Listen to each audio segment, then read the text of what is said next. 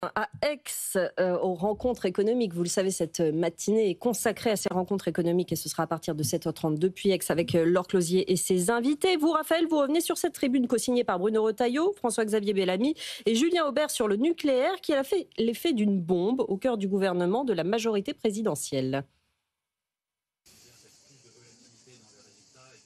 Oui, Sandra, absolument. Le ton de cette tribune est clair, sans embâche, une charge violente contre les énergies renouvelables qui serait coûteuse, nuisible à la biodiversité et ne mériterait pas 1 euro de subvention publique.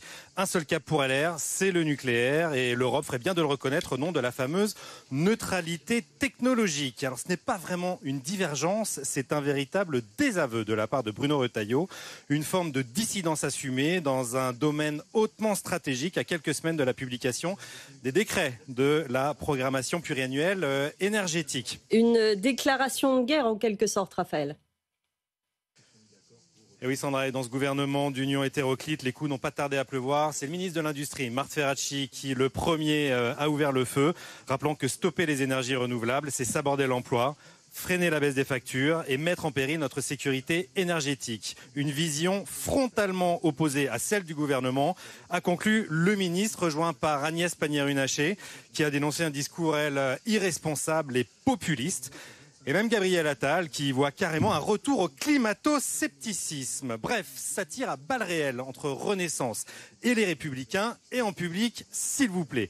L'affaire est si grave qu'elle est même remontée au président de la République qui hier a rappelé que nous avions besoin des énergies renouvelables, que ce n'était pas une bonne idée d'en sortir et qu'il ne fallait pas tout caricaturer et même sortir des lubies. Bruno Retailleau appréciera. Alors ça pose une question évidemment, Raphaël. Faut-il voir dans ce nouveau positionnement des Républicains un rapprochement avec le Rassemblement national ? Difficile en effet de ne pas y voir une chasse de LR sur les terres du RN qui est franchement anti-énergie renouvelable.